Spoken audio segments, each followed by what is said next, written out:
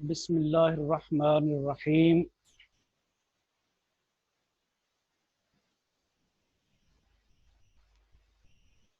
आज हम orbital motion lecture 1 discuss करेंगे यहाँ पे। और इसमें मैं बता दूँ कि ये किन किन लोगों के लिए ज़्यादा यूज़फुल होगा। एक तो मैथ कोड है मैथ 104 BS। ये सेकंड सेमेस्टर में जो BS मैथ पढ़ते हैं पंजाब यूनिवर्सिटी से एफिलिएटेड कॉलेजेस में बच्चे, उनके लिए है मैकेनिक्स 2 के नाम से। BS मैथ मैथमेटिक्स वालों के लिए, जो कि हमारा पंजाब यूनिवर्सिटी के साथ एफिलिएटेड कॉलेजेस हैं, उनके लिए कोर्स है। दूसरा फैसलाबाद यूनिवर्सिटी में बच्चे पढ़ते हैं, उनका मैथ कोर्स कोड है मैं MTH 404 BS। ये फोर्थ सेमेस्टर में मैकेनिक्स के नाम से पढ़ते हैं।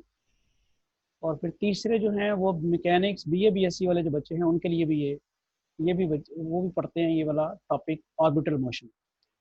तो ऑर्बिटल मोशन सारा तो डेफिनेटली बहुत सारे लेक्चर्स में कवर होगा। तो कुछ टॉपिक्स इसके हम आज शुरू करते हैं। ये मेरी 2014 में जो इसका मैकेनिक्स का सेकेंड एडिशन आया था, और ये अब थर्ड एडिशन इसका चल रहा है मैकेनिक्स। तो इसको हम फॉलो करेंगे। और इसी का चैप्टर नंबर 10 है ऑर्बिटल मोशन। और चैप्टर के कंटेंट्स में पहला जो है motion under a central force, जो कि हम इस लेक्चर में कवर करेंगे। First of all central force को डिफाइन करेंगे और फिर motion under central force discuss करेंगे। दूसरा हम देखेंगे कि सेंट्रल अट्रैक्टिव फोर्स खास जो वेरी करे proportional to the square of the distance, उससे जो ऑर्बिट बनता है वो एलिप्टिक ऑर्बिट होता है। ये दो टॉपिक हम इस लेक्चर में जो है वो कवर करेंगे। Chapter content polar form of the orbit जो है वो फिर आइंदा आने वाले लेक्चर्स में हम कवर करेंगे। टोटल 6 कंटेंट्स हैं इस चैप्टर के। फर्स्ट 2 जो हैं वो इस लेक्चर में हम अब कवर करने वाले हैं। तो मोशन अंडर सेंट्रल फोर्स, सबसे पहले हम देखते हैं कि सेंट्रल फोर्स की क्या डेफिनेशन है। What is central force? If the force F on a particle always passes through a fixed point O, the force is called the central force and O is called the center of force। तो ये बात तय हो गया कि अगर कोई force किसी एक फिक्स पॉइंट से उसका लाइन ऑफ एक्शन ऑलवेज पास करता है, तो फिर उस फोर्स को हम कहेंगे सेंट्रल फोर्स। ये कंडीशन है कि every time force line of action should pass through the fix point. Force को उस फिक्स पॉइंट से ही पास करते रहना चाहिए, तो फिर ये सेंट्रल फोर्स कहलाएगी। और वो फिक्स पॉइंट जो है वो सेंटर ऑफ फोर्स कहलाएगा। अब अगर फोर्स की direction away from the centre हो तो वो रिपल्सिव फोर्स होगी, और अगर फोर्स की डायरेक्शन जो है वो टूवर्ड्स सेंटर हो तो फिर उसको हम अट्रैक्टिव फोर्स कहेंगे। तो ये आ गया रिपल्सिव और अट्रैक्टिव फोर्स की डेफिनेशन। अब ये रिजल्ट बड़ा ही इंपॉर्टेंट रिजल्ट है, कई दफ़ा यूनिवर्सिटी में आ जाता है, और हमने इसको ज़रा डिस्कस करना है कि the orbit of a particle moving under a central force is necessarily a plane curve. सबसे पहले हमें ये समझना है कि प्लेन कर्व से क्या मुराद है। देखिए, प्लेन कर्व से मुराद ऐसी कर्व है जो हमेशा सिर्फ एक ही प्लेन में रहती है, 2 डायमेंशनल स्पेस में। अब जो हमें बच्चों को ज़्यादा जो उनको यूज टू है वो एक्स वाई प्लेन, वाई जी प्लेन, जेड एक्स प्लेन, ये 3 प्लेन जो है इनको कोऑर्डिनेट प्लेन्स कहते हैं। इनके अलावा भी प्लेन बहुत सारे बन सकते हैं, लेकिन फ़र्क करें, अगर कोई कर्व एक्स वाई प्लेन में है और वो उस प्लेन से बाहर नहीं आती, प्लेन से बाहर किस तरह आएगी? या तो वो एक्स वाई प्लेन को छोड़ के ऊपर निकले, या एक्स वाई प्लेन से नीचे डाउनवर्ड जाए तो प्लेन से बाहर आ जाएगी। इसकी एग्जांपल आप ले सकते, ये तो हो गया, वो फिर प्लेन कर्व नहीं रहेगी। अब इसी तरह आप अगर कोई और प्लेन लेना चाहते हैं तो आप ये गत्ता पकड़ें और उस गत्ते को आप टेबल के साथ कोई एंगल बना दें। अब ये जो होगा 90 का एंगल अगर आप नहीं बनाते तो फिर ये गत्ता जो होगा ये कोई आम प्लेन होगा, ये कोऑर्डिनेट प्लेन नहीं होगा। अब अगर आप इस गत्ते के ऊपर जितनी भी कर्व्स ड्रॉ करेंगे वो प्लेन कर्व्स कहलाएंगे, क्योंकि वो बाहर गत्ते से बाहर नहीं जा रही होंगी। इसी तरह अगर आप टेबल लेते हैं तो टेबल के ऊपर जितनी भी कर्व्स आप बनाते हैं वो बाहर नहीं जाती, तो वो प्लेन कर्व्स हैं। इसी तरह अगर आपका ब्लैक बोर्ड है, वाइट बोर्ड है, जितनी भी कर्व्स आप बनाएंगे तो वो चूँकि कर्व स्पेस में नहीं आ रही हैं तो प्लेन कर्व्स। तो ये समझना ज़रूरी था कि प्लेन कर्व से क्या मुराद है। अब अगर ये समझ आ गई है तो फिर हम देखते हैं कि ऑर्बिट ऑफ अ पार्टिकल, जब पार्टिकल जिस ऑर्बिट में मूव करता है वो लाजमी तौर पे प्लेन कर्व है, वो प्लेन से बाहर नहीं जाएगा, जिस भी प्लेन में वो ऑर्बिट होगा वो उससे बाहर नहीं। इसको अब चूंकि उसने बात की है सेंट्रल फोर्स की, तो हम ये सपोज कर लेते हैं कि एफ एक सेंट्रल फोर्स है और उस फोर्स जो है acting on a particle of mass m and the origin is taken at the center of the force. Then since r and f are, अब सेंट्रल फोर्स की डेफिनेशन क्या है कि फोर्स जो है उसका लाइन ऑफ एक्शन जो है वो लाजमी तौर पे सेंटर से पास करता है। अब वो ये आप देखते हैं कि ये फोर्स है और पार्टिकल जो है ये मूव कर रहा है अंडर दिस सेंट्रल फोर्स। ये पार्टिकल मूव कर रहा है और ये किस इस सेंट्रल फोर्स के अंडर मूव कर रहा है। तो चूंकि सेंट्रल फोर्स ने परमानेंटली पास करना है और इस पॉइंट से जिसको हम ओरिजिन ले रहे हैं, यानी जो उसका centre of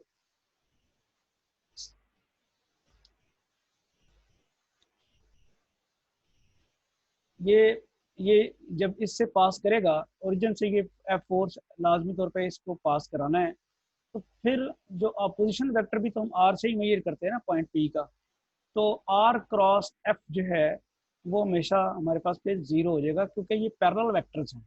are cross F zero हो जाएगा तो वहां से हमारा शायद काम सिलसिला शुरू हो जाएगा। अब फर्स्ट ऑफ ऑल हम जरा देखते हैं कि ये फोर्स के तहत जो पार्टिकल मूव कर रहा है इस कर्व के अलॉन्ग मूव कर रहा है।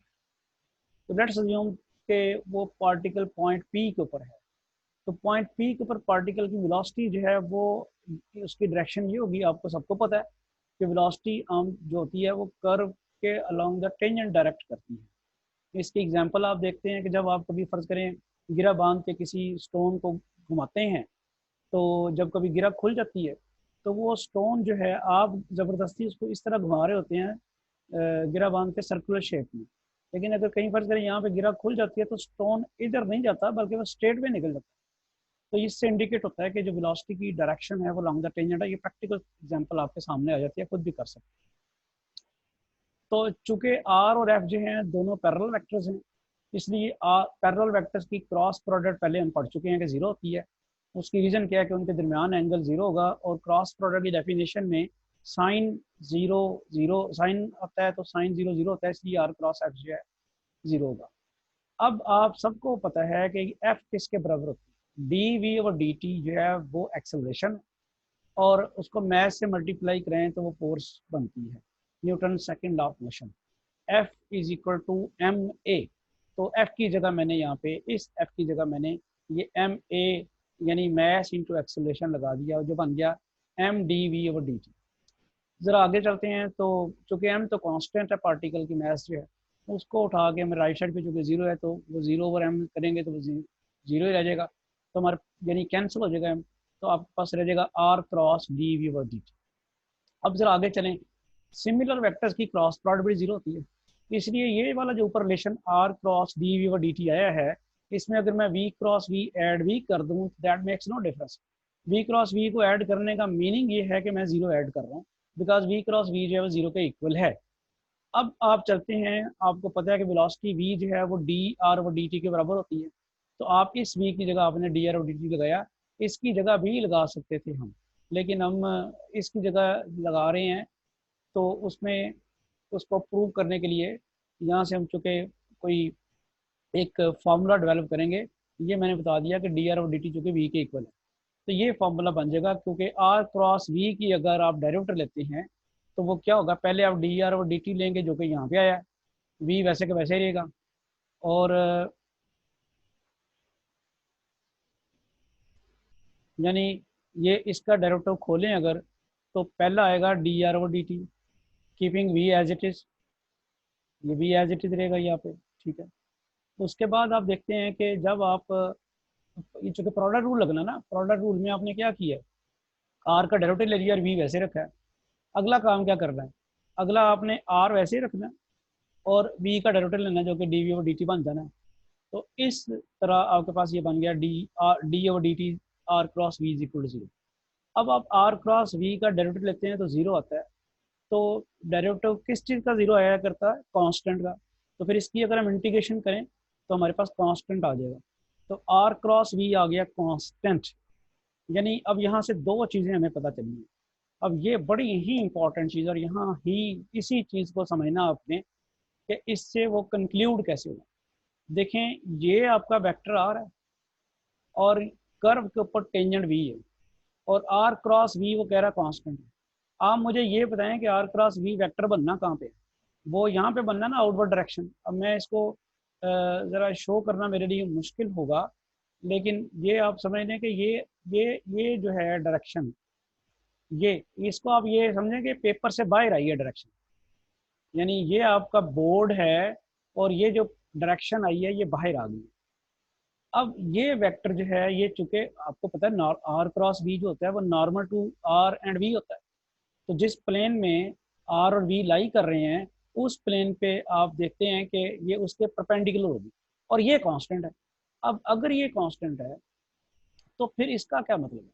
यानी अगर ये कांस्टेंट है, ये जो डायरेक्शन जो मैं फिर दोबारा अगर आपके लिए कर सकूं यहाँ से, कि ये वाली डायरेक्शन जो है, अगर ये कांस्टेंट है, ये कीप इन माइंड कि ये बाहर आई हुई है, पेपर से बाहर है, परपेंडिकुलर है, यानी बोर्ड के ऊपर अगर आप कर रहे हैं तो बोर्ड से बाहर 90 का एंगल बनाते हुए।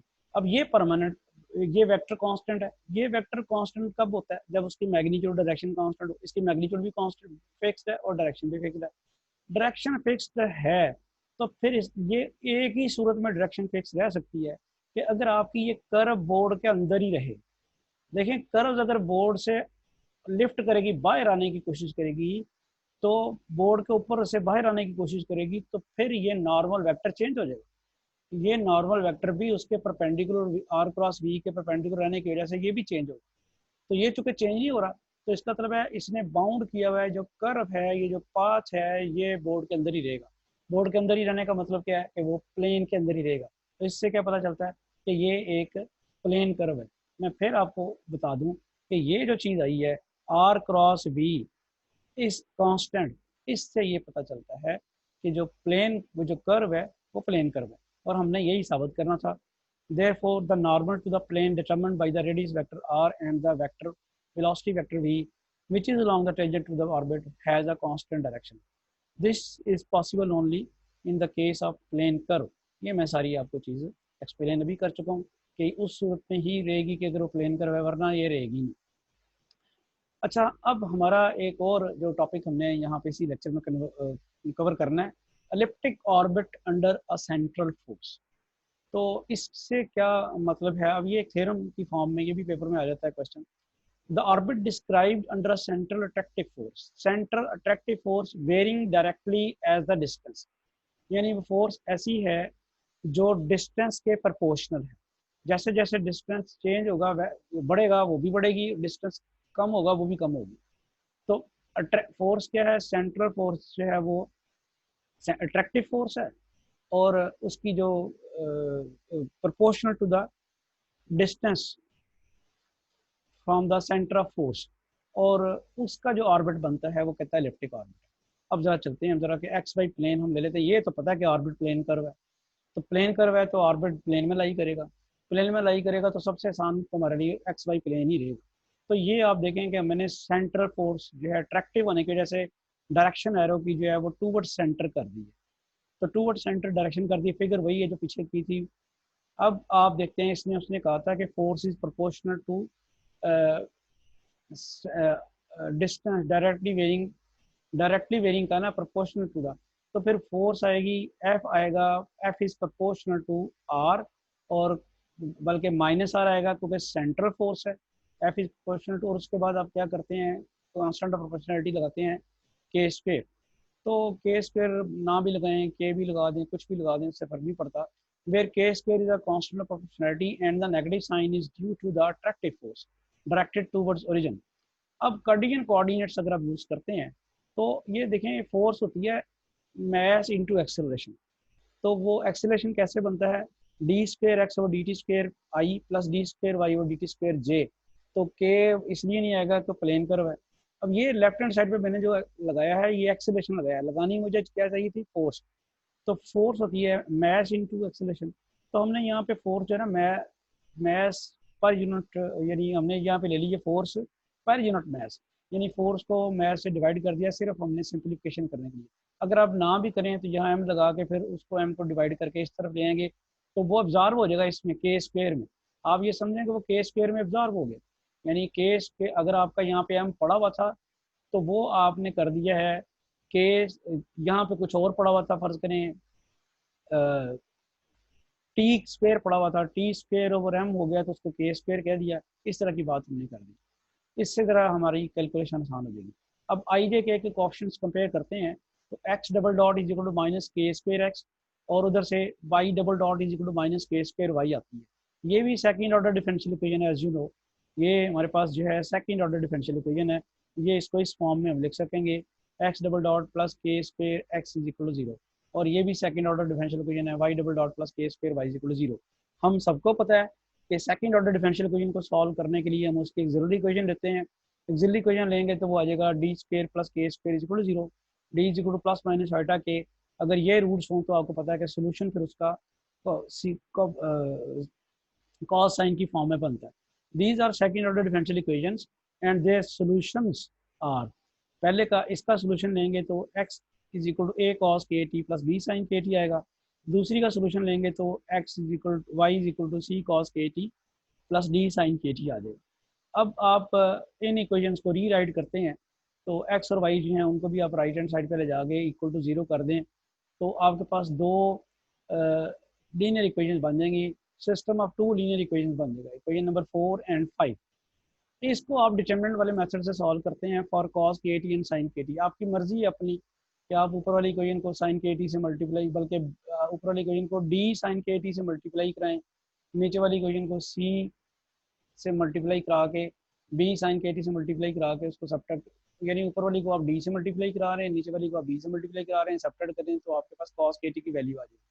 लेकिन जो हम यहाँ मेथड यूज़ करने लगे हैं वो system of linear equations, two system of linear equation को सॉल्व करने के लिए जो मेथड डिटर्मिनेंट वाला मेथड है वो करते हैं। उसमें करते क्या होते हैं, चूँकि कॉस और साइन के टी के लिए सॉल्व करना है तो हम यहाँ पे ये जो कॉस के टी है ये सबसे पहले ऊपर लिखेंगे और उसके बाद क्या करेंगे, ये वाला कॉलम छोड़ देंगे। तो इसमें साइन के टी को इसके साथ माइनस वाई से मल्टीप्लाई कराएंगे और वो आएगा माइनस बी वाई, यहाँ पे लिख दिया। उसके बाद इस माइनस करके माइनस एक्स को मल्टीप्लाई कराएंगे डी के साथ और वो जो है वो यहाँ पे आपने लिख दिया डी एक्स। ये तो हो गया इसका रूल। अगला जो स्टेप है वो ये है कि आपने आगे जैसे डिटर्मिनेंट की फर्स्ट रो से एक्सपेंड करें तो प्लस माइनस साइन आते हैं, पहले प्लस फिर माइनस फिर प्लस, तो इसी तरह आप यहाँ पे आप माइनस लगाएंगे वो साइन, और अब आपने लिखना है साइन के टी, ये आपका साइन के टी है। इसके बाद जो आपने करना है वो क्या करना है, फिर आपने ये छोड़ देनी है, यानी आपने अब सेकंड कॉलम जो है वो छोड़ देना है। सेकंड कॉलम आपको छोड़ के आप क्या करेंगे, आपने ए को मल्टीप्लाई कराना है माइनस वाई के साथ, वो आ गया माइनस ए वाई, और फिर आपने माइनस एक्स को मल्टीप्लाई कराना है सी के साथ और माइनस भी करना है तो प्लस हो जाएगा तो वो सी एक्स आ जाएगा। फाइनली आपने आखिर में वन लिखना है, और चूँकि साइन कॉस के टी और साइन के टी तो आ गया ना जिनकी वैल्यू मालूम करनी है, अब आप सिर्फ लिखेंगे one is equal to one, और फिर वन लिखने के बाद आप कोएफिशिएंट्स कौन से यूज़ करेंगे, वन लिखने के बाद अब आपको लास्ट कॉलम छोड़ देंगे, ए को मल्टीप्लाई कराएंगे डी के साथ, ये जो ए है इसको डी के साथ वो ए डी आ जाएगा, वो यहाँ पे आ गया, और इसी तरह बी को फिर सी के साथ वो माइनस बी सी यहाँ पे आ गया। तो this is how it works. और उसके बाद हम चलते हैं इनको सेपरेट कर लेते हैं, यानी cos K T over minus B Y plus D X को लिख लेते हैं इसके इक्वल। ये जो राइट हैंड साइड तो ये वाली चीज़ तो दोनों के इक्वल है ना, ये दोनों के इक्वल है, तो हमने कॉस के टी को इसके बराबर लिख दिया और साइन के टी वगैरह को हमने दूसरा साइन के टी माइनस ए वाई प्लस सी एक्स को हमने दूसरे के बराबर लिख दिया। थोड़ा सा री इसको कॉस के टी और साइन के टी की वैल्यू निकाल लेते हैं। कॉस के टी की वैल्यू ये आ गई और साइन के टी की वैल्यू ये आ गई। अब अगर हम स्क्वेयरिंग एंड एडिंग करें तो कॉस के टी की वैल्यू और साइन के टी की लेके और उसके बाद स्क्वेयरिंग एंड एडिंग करते हैं, अगर स्क्वेयरिंग एंड एडिंग करते हैं तो आप देखते हैं कि आपके पास ये फॉर्म बनती है। और फिर आप सबको पता है कि कॉस स्क्वेयर के टी और साइन स्क्वेयर के टी जो है वो 1 के इक्वल होता है। तो आपके पास सिंप्लीफिकेशन करने के बाद ये आ जाती है। ये इक्वेशन अगर आप इसे एक्सपेंड करेंगे तो ये general form of the ellipse बनती है। इसको एक्सपेंड करने की ज़रूरत नहीं है। मैकेनिक्स में हमने इतना ही शो कर दिया है कि ये एलिप्टिक ऑर्बिट है। तो हमने ये साबित कर दिया कि अगर कोई पार्टिकल जो है वो under central attractive force move कर रहा है और फोर्स जो है that is varying directly as the distance, तो देन इसकी जो आती है ऑर्बिट है वो एलिप्टिक ऑर्बिट है। This represents an ellipse where constants A B C D are calculated from the boundary condition. अब जरी बात है, इसके लिए अगर उसने कोई 4 कंडीशन दी गई होंगी तो फिर हम मालूम कर सकते हैं। तो होपफुली आपको कंक्लूड हो गया होगा कि हमने